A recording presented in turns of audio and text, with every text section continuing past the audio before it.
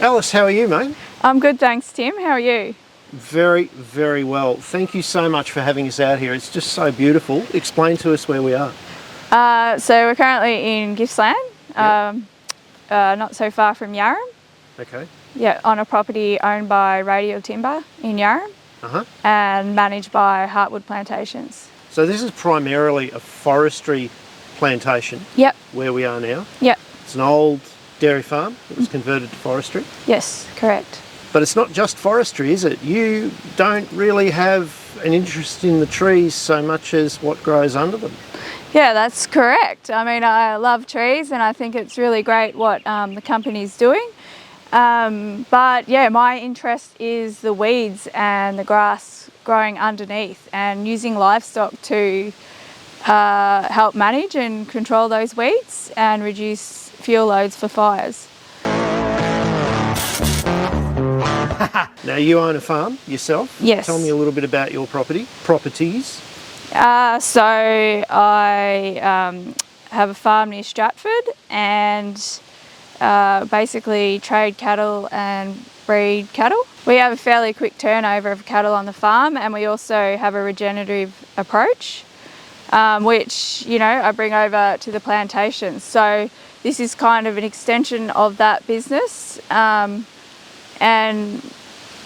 like to diversify a lot, I guess, and use different plant species and animals to improve the soil. I'm a big believer of, there's a horse standing, of walking in front of the camera, thanks. I'm a big believer of giving to the land, and it will give back using less chemicals, diversifying with plants, livestock, improve productivity, animal health, and yeah, just generally just having low input costs is a big thing for me to increase profit. So there's a big advantage for graziers and plantation owners to actually work together if they do it right.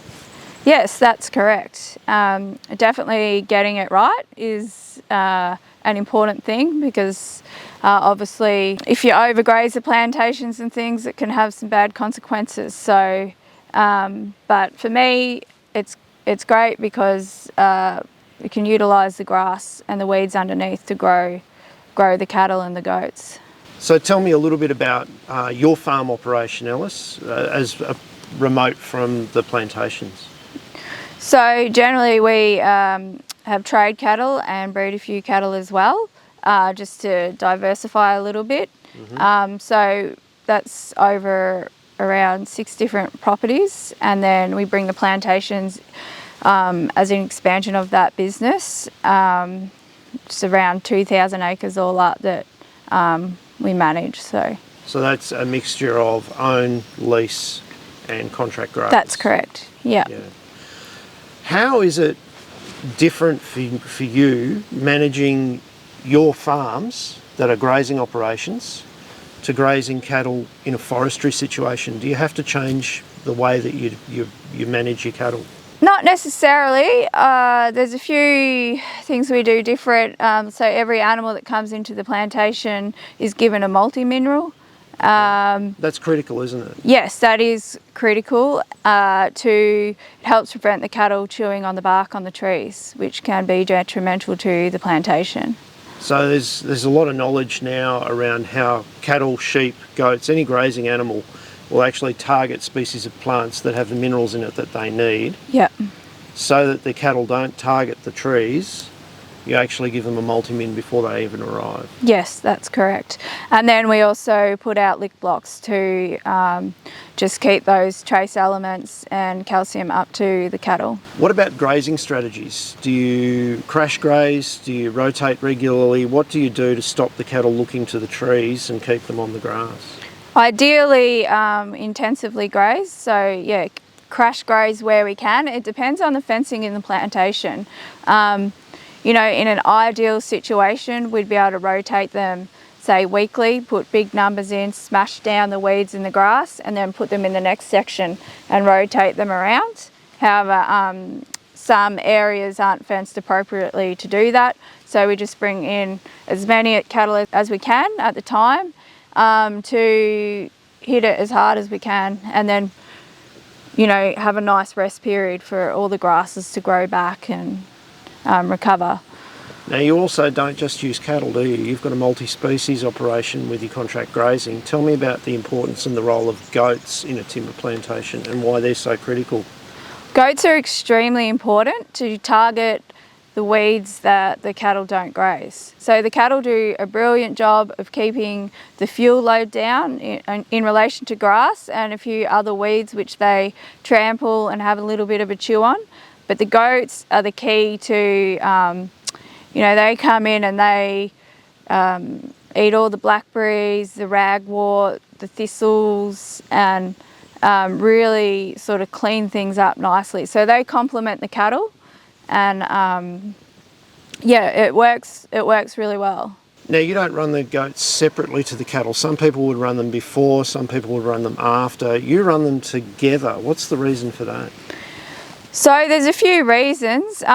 So the cattle will come in and, being bigger animals, they knock down and make tracks through the blackberries and all the other weeds. So that way the smaller goats can come through and you know, they can get in those thicker areas and graze them, because if there's no sort of track there, it takes them a long time to chew in from the outside. But if the cattle knock it down, it's a lot easier access for the goats. So the cattle are the bulldozers? Yes, that's and the goats correct. are the gardeners? Yes, that's right.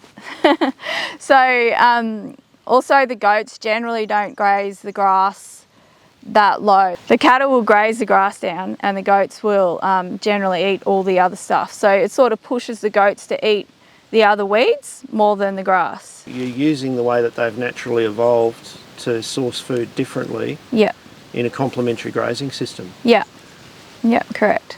How many goats to cattle would you run under a plantation? So probably about 10 goats to 1 cow, okay. Ideally. Yeah. Now, you're telling me off camera that you bring your cattle in at about 300 kilos minimum? Yeah, that's correct. So the smaller cattle just don't seem to do. They have more health issues and they don't work so well as bulldozers. The bigger cattle, yeah, they really excel out here. Like there's a lot of diversity in the pastures and they do a really good job. Whereas the smaller cattle, they're more susceptible to pink eye and other health issues. Now, you also don't leave your cattle on the ground perhaps as long as you would in your farming operation. You pull the cattle out earlier. What's the reason for that? Oh, well, the reason being that it's like to give the plantations a big rest after grazing to allow everything to come back. And then, yeah, we'll just bring the cattle back when the fuel load gets higher and they can just do the same job over again. Now, in terms of profitability, cattle's where the market really is for you. The goats don't add a lot of profitability to your operation, but they perform an amazingly important job for the plantation, don't Correct. They? Their job is for the weeds. I don't run them to breed and make money from their meat. It really is just to control the weeds. Whereas the cattle, that's where the sort of profit is in the business. What got you into this? How did you become a contract musterer? Well, I've just always loved chasing livestock around with my horse and dogs. It's always been a passion of mine. And I was fortunate enough to come and actually work for Heartwood Plantations, and they do the same thing with the goats, and that's sort of how it all got started. And they have another person now managing goats on other properties. So we sort of made it so there was less properties and each person could individually focus on a certain property to control the weeds, because there's, big spread of properties over a fairly large area. There's a lot of driving around if you've got to do it all on your own. And I suppose from Heartwood Plantations' point of view, they're turning what was a problem in the past, weeds in their plantation and grass management in their plantation, which would cost a lot of money to manage. They're turning that into a saleable product, being meat from goats and cattle. Correct. And they're doing it without using too many chemicals. You still use some chemicals? There are still some chemicals used, mainly along the tracks and breaks. Goats don't eat all the weeds, some of the woody veg, things like that, but a lot of the country isn't accessible by spray contractors. You know, it's steep, it's hard to get between the tree rows, so that's the beauty of the goats. They can go anywhere. And not only that, but they're turning weeds into topsoil. Yeah, correct. They're putting all the nutrients back in the ground. They're trampling down the grass and the weeds, and, you know, putting all that organic matter back into the soil. And that's a critical issue, particularly in plantations these days, isn't it? They've got to be good neighbours. Yes. And people are recognising that healthy land involves grazing livestock, doesn't it? People are beginning to understand the importance of livestock impact on the soil and biodiversity. So the livestock play a massive role within the plantations. Tell me a little bit about the grass that grows under the trees. Do you have multi-species of grass? Does it become dominant with one type of species? Do you have increased weed problems because of the plantation shading? Tell me a little bit about the unique characteristics of grazing under a plantation. So it really depends on the use of the land before the trees were planted. Mm-hmm. So this place was a dairy farm, so it has quite good pasture base, a lot of clover and some native pastures. On this lower country it has a lot of kikuyu, which, you know, it's okay for the cattle but not ideal because it sort of takes over and becomes a bit of a monoculture and also chokes out the trees when they're younger. So managing that with grazing is really critical? Yeah. It it obviously, just the fuel load, fires are obviously a massive concern. Because it just could wipe out the whole plantation. So we try to reduce that risk as much as possible. Now you've got a bit of an example paddock for us. You've got a paddock just over here that has been grazed before by goats, and you've got a mob of hungry goats that have been waiting in the yards all night. Yep. For this experiment. We're going to put the goats into this paddock, and then you're going to take us for a tour over the place and explain a little bit more about Heartwood Plantations, what you're doing here and how your operation runs. Yep. And then we'll come back and we'll have a look at how much impact they've had on this area. Yep. In one day. Yep. Sounds good. You'll be surprised how much they can eat. Now, Alice, we're going to meet the unpaid labour here. Yeah, these are my little workers. Your little workers. Yeah. And they're a special goat. You have bought goats from elsewhere before and had trouble with their feet. You actually went up onto the Monero to source these goats from some really harsh cold conditions. That's right. And so if people are looking at getting goats for weed control in cooler climate areas, you've got some good advice, and that is to get goats that are acclimatised to cool, wet conditions. Yes, yeah, you need to be very careful, especially in South Gippsland. It's wet, cold, and we're talking goats, a metre of rainfall a year. Yeah, goats generally like dry, more arid, rocky country, but here it's their feet. Foot rot is a big issue. I've been lucky with these goats. A good friend of mine actually sourced them for me and went up and chose them, picked them all out and sent them down, and she did a brilliant job because I have had no health issues at all with them. Thank you, Heather. Yes, Heather, the goat queen. All right, Tim, we'll let these goats out into our small area we've fenced off and see what they can do in a few hours.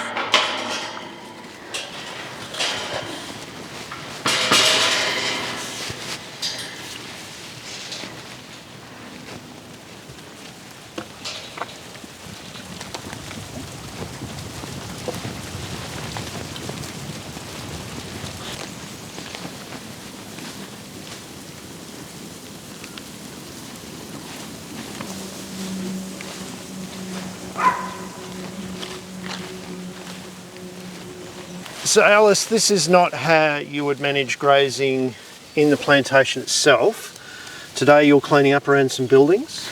That's right. There's an old dairy here that I've just put temporary electric fencing to keep them in. Yep. And just using it to really hit these blackberries hard for the day. And tomorrow back out into another part of the plantation. Right. Yeah, that's it. And the thing that gets me, like, we've only just let them in, and straight away we can see in the background here, we can see all over the place, they're targeting the blackberries and the weeds, they're not targeting the grass so much. No, one of the, I really enjoy putting the goats in a new paddock and watching what they eat.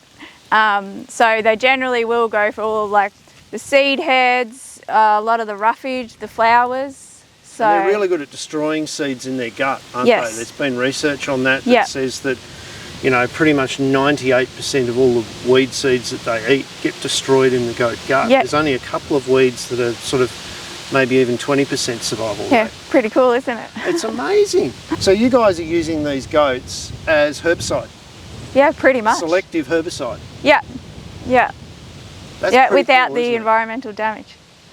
And with a product at the end of the day that, although it's not worth a lot, is worth something. Yes. So rather than spending money on poisons, you're actually getting a product. Yes, and it's actually more of a long-term fix.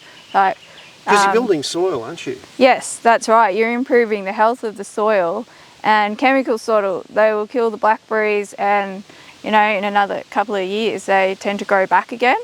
It takes longer to get on top of the blackberries. You don't see that instant result with that you see with herbicides, but Yep. over a period of time, so 3 to 5 years, you know, they will do such a great job of cleaning it all up, and then you know, you may not need to put the goats in there for another couple of years. They might just come in every few years to do a bit of a clean up. Well, weeds are a sign of a problem in the soil. Yeah. Weeds are the sign of a tired soil. So if you can turn weeds into topsoil and rejuvenate your soil, your more desirable species that you can make money from grazing your cattle are going to start to dominate, aren't they? Yeah, that's right. It's a longer term solution than chemicals. Now Alice, management of your grazing and management of your mobs through the plantation is critical, isn't it? And having good paddocks and fencing is really important because you don't want to leave goats in a paddock for too long. Now this is the holding yard that you keep goats in for up to 3 days while you're waiting for a truck to arrive. You Yep. kept them in here for 3 days in November, and one of the trees in the holding yard is a good example of what the damage that can happen if you leave goats or even cattle in a paddock in a plantation for too long. Yeah, that's right. It is extremely important to manage the time which they spend, and obviously you don't want to overgraze an area because the cattle and the goats will chew on the bark of the trees and potentially kill them and damage them for timber use. So rather than thinking of the grass first or the cattle first, you've got to think of the timber first Definitely. because you're doing a contract job after all Yep. for a timber company. Yep, they grow timber. That's what we have to look after. So it's really important, and that's where the use of the multi-min and the lick blocks also comes in. Yep. But yeah, it's so important not to overgraze. Because we don't want to see that. No, definitely not. So Alice, practicing what you're preaching, we're about to go and move some cattle. You've had grazing in the paddock for a few days, Yep, and you're lucky you get to do what you love. I am. Go take Echo out. Yep.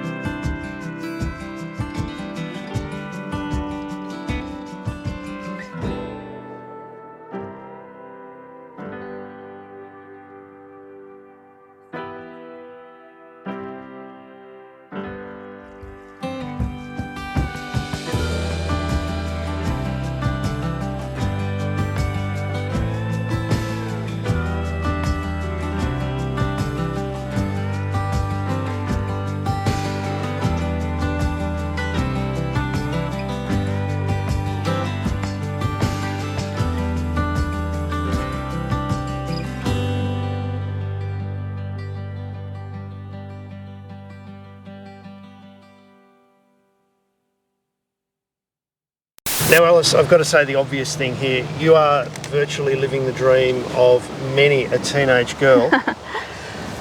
How does a teenage girl go from dreaming of this lifestyle to actually living it as a successful woman running multiple businesses? Well, I guess you really just got to have a dream, do what you love, and I guess it'll take you places. And if you're doing what you love, you're usually good at it. But you've been smart along the way too, haven't you? You've gone and you've got educated and you've met people and you've networked and you've done all the right things. Tell me about what your journey was like. So when I finished school, I actually went and did a traineeship on a dairy farm. Yep. And then I went to Dookie College for 3 years and continued after that to work on dairy farms. And from then, obviously went out into beef farming and trading cattle and contract mustering. So doing more with the horse and dogs, which that's what I really love. And along the way you became a livestock agent as well? Yep. I do a little bit of rebate work here and there, and obviously like buying and selling cattle. So, and seeing other people succeed in their business. So I got a lot of joy out of that. Absolutely. Yeah. So 3 pieces of advice for a young person wanting to crack into this industry and have a go, what would they be? Well, the classic one, follow your dream and your heart of what you really want to do. Do what you enjoy, and sort of networking is important. So meet people? Meet like-minded people, put in the time and the effort to learn. I've done a lot of work for different people where I may not necessarily get paid, but I've learned a lot, got a lot of experience, and that's more valuable than being paid. So like over the years I've worked with quite a few different people mustering and doing cattle work. So so get educated, meet the right people, and work hard, not always about the money. And eventually that's right. You too could end up riding a horse for a living. Not bad, is it? No, I think it's great. I'm in my happy place when I'm out here. It's just really to get away from a busy life of kids and farm and all that sort of stuff. So Well, we better go and have a look and see how these goats are getting on. Yes. Knocking down these weeds. It's been about an hour and a half, 2 hours. I want to see some action from these things. All right, let's hope they've done a good job.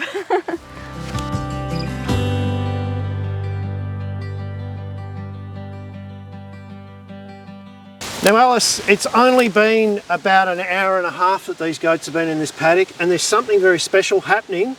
Let's have a look at this ragwort and you can explain what.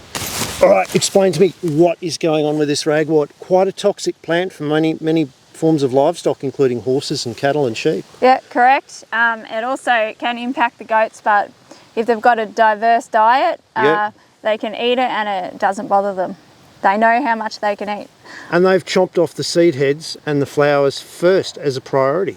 Yes, So they've stopped it from seeding, stopped it from flowering, and eventually it will be exhausted. Yeah, that's right. And one ragwort plant can produce thousands and thousands of seeds, and the goats actually sterilise it in their gut too. So pretty cool. It's a bonus. But wait, there's more. Yep. Past some more cropped ragwort and into the blackberries. And here's the blackberry patch that the goats were nibbling on when we left to go muster the cattle. And have a look at it. All of the leaves are gone, all of the berries are gone, all of the flowers are gone. We've just got canes that are going to become exhausted, aren't they, Alice? Yep, eventually it won't be able to photosynthesize, and therefore it won't be able to feed itself, and over time this plant will just disappear. That took an hour and a half. Yeah. And not only that, but underneath here, have a look at that, goat poo on the ground. So this is being turned into topsoil fertility, which will help promote the growth of beneficial species that you can then come along and use your cattle to turn into profit.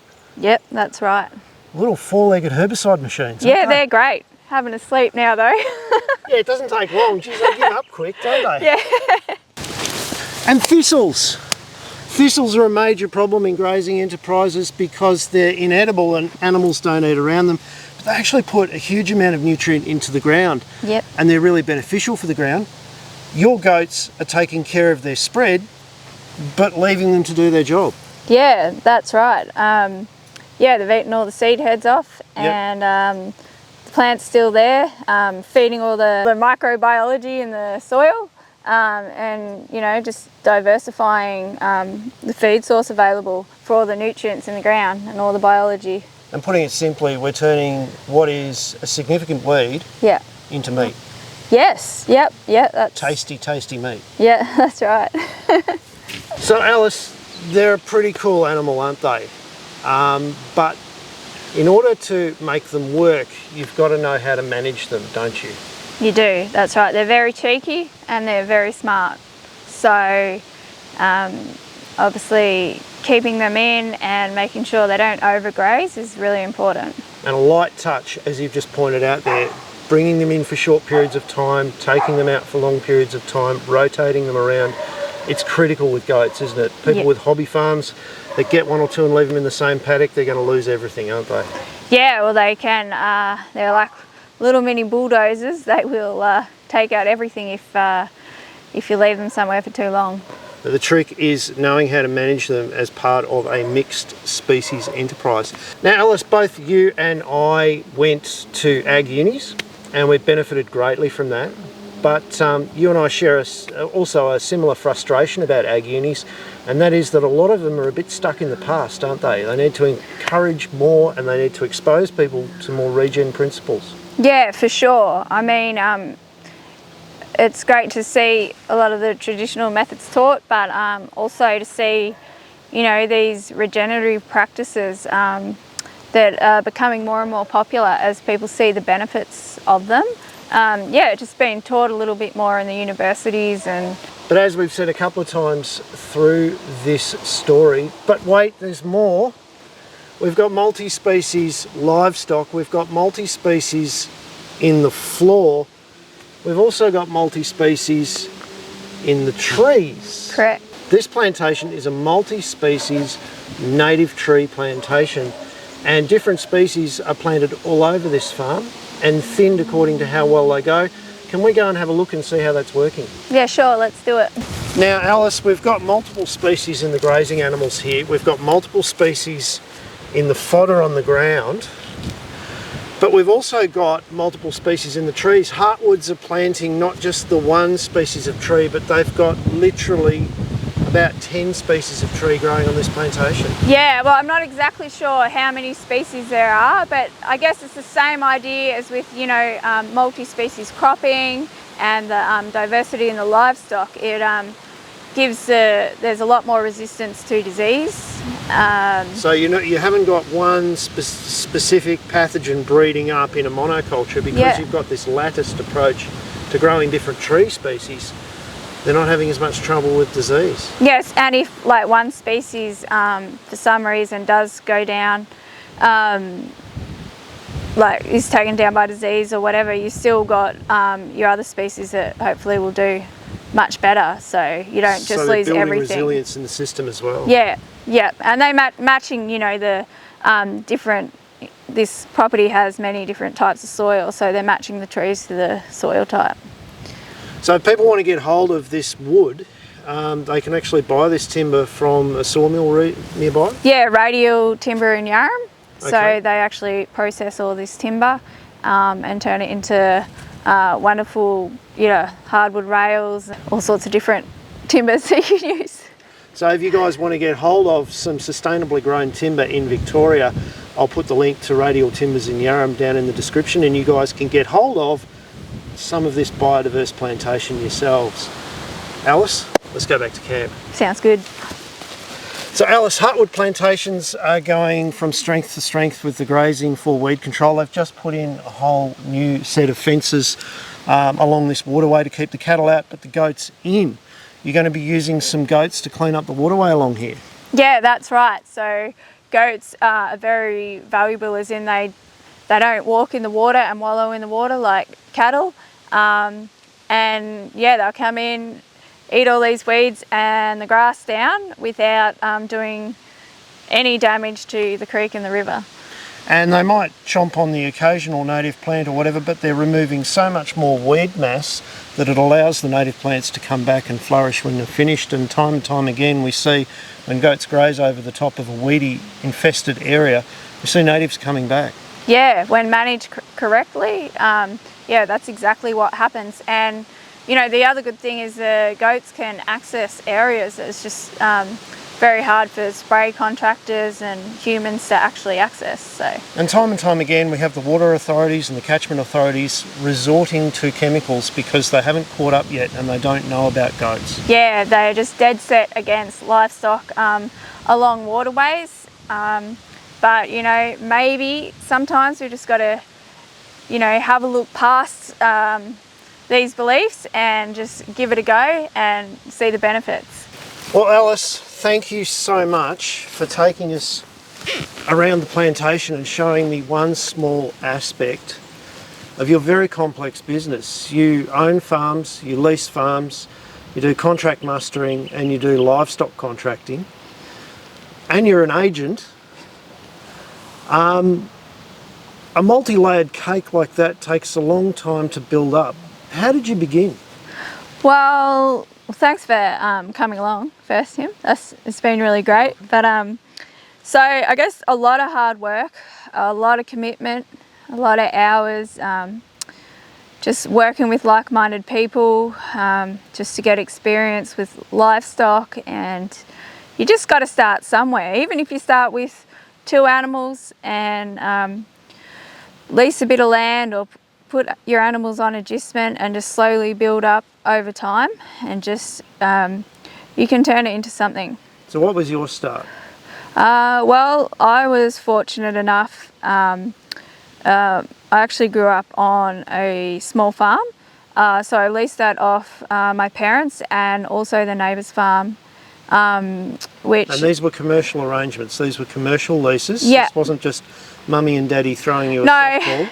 No, they were good. They made me work for what I've got, which I really appreciate. And yeah, I was lucky enough to then have the opportunity to purchase the neighbour's property while continuing to lease my parents' farm. And then from then on just grew the business and continued buying and selling livestock. And yeah, it's taken a lot of hard work, and a lot of people have helped me along the way, which I'm really appreciative of. But yeah, you just got to start somewhere. Even if it's with like 2 animals, you'll eventually get there if that's what you really want to do.